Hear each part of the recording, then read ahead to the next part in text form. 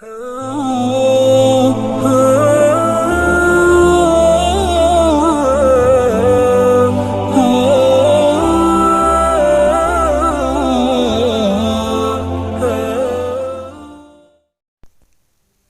اس video میں ہم آپ کو بتائیں گے کہ اگر کوئی شخص رزق کی کشادگی چاہتا ہو، رزق میں برکت چاہتا ہو، تو وہ یہ وظیفہ پڑھے، انشاءاللہ اللہ پاک اس کی ساتوں نسلوں میں برکت ڈال دیں گے۔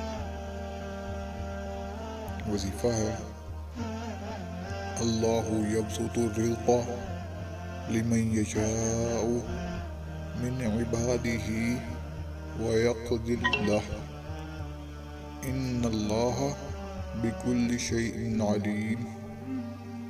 رزق میں کشادگی کے لیے اس آیت کو فجر کے بعد روزانہ 11 مرتبہ پڑھیں، انشاءاللہ اللہ کے فضل سے کامیابی حاصل ہوگی۔ السلام علیکم ورحمۃ اللہ وبرکاتہ۔